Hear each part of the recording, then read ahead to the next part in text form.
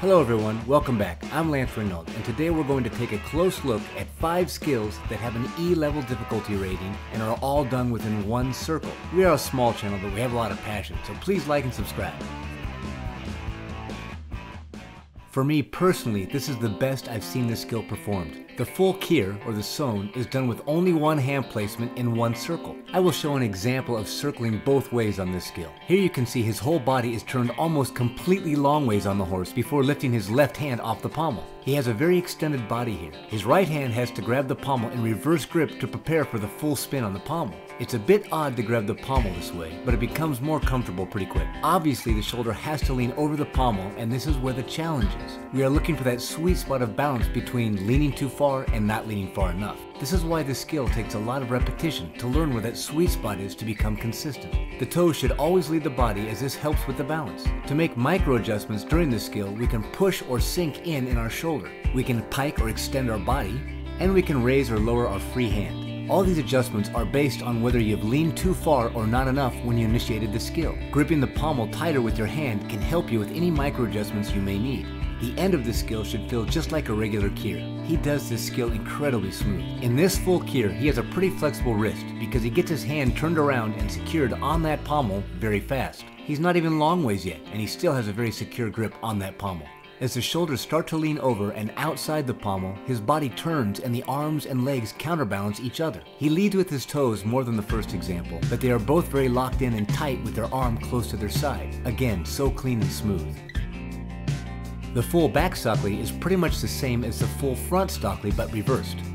Wow, that is beautiful. This time we grab the pommel in the L grip position with our legs in front of us. Again, it feels odd to grab the pommel in this way, but it will become more comfortable over time. Here he is longitudinal with the horse and has a very strong grip on that pommel. Now the shoulders and the legs swap balance with each other. Again, we are looking for the sweet spot of balance between leaning too much and not leaning enough. You can see his arm is locked next to his body for more stability. Pushing your shoulders out or sinking your shoulders down is how you micro adjust to stay on the pommel. The end of this skill should look just like and feel like a back Stockley. I want to point something out in this example. He gets his hand on the pommel very fast, so he must have very flexible wrists. He has a solid lean with his arm pushing down and locked close to his body. Now look at his arm. It's like a bull rider that moves his free hand around to help maintain balance on the bull. He raises and lowers his hand to make micro adjustments in his balance as he turns on the pommel. Then he finishes this skill just as he would if he was doing a normal back Stockley. Really great stuff.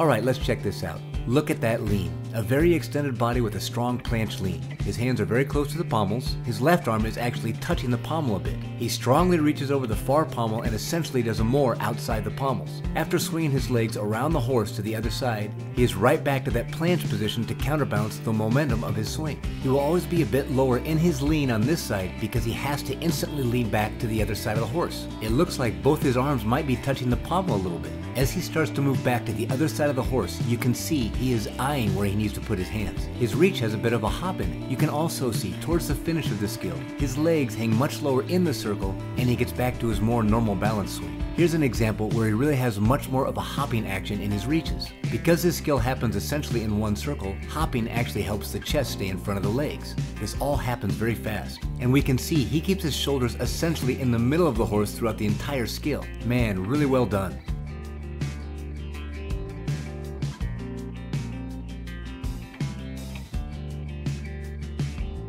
We can see here in the loop before his travel, he quickly moves his hands up and very close to the pommel. He thrusts his shoulders strongly forward. With both hands still on the horse, his shoulders are directly over his hands. That's a strong lean. Almost hopping, he reaches across both pommels. In this technique, he is very hollow with his hips high above the horse. From this hollowed position, he dramatically thrusts his hips up in the front swing. This helps him complete the travel and maintain momentum in his swing. Both hands just clear the second pommel, and his arms may actually be touching the pommel a bit. Longitudinally, it's a very long reach across the horse. Here we can see the same skill with a little bit different technique. Again, he places his hands very close to the pommel to set up for the long reach across the pommel horse. Unlike the first example, his shoulders are still leaning back a bit with both hands still on the horse. Now as he strongly leans forward and reaches across the second pommel, he uses a hips down and arched body position to help him clear that second pommel. In the first example, he used a hip-up hollow position. Based on body types and preferences, I believe both techniques can be effective. Here, it is slightly like the Kier motion to complete the travel as he thrusts his hips forward into the front swing. This is really well done. Again, the skill finishes with the hands very close to the far pommel.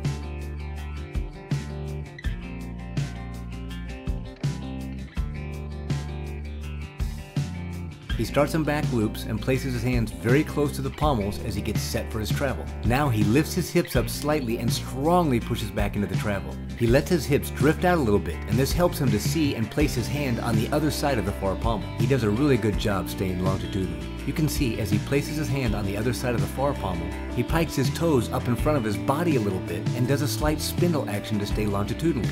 Then he reaches his hand back into his loops. Well, there you have it, 5 skills of an E-level difficulty value done in one circle. Please leave a comment and I'd love to know your thoughts, and I'd love for you to subscribe. See you next time. Rock on.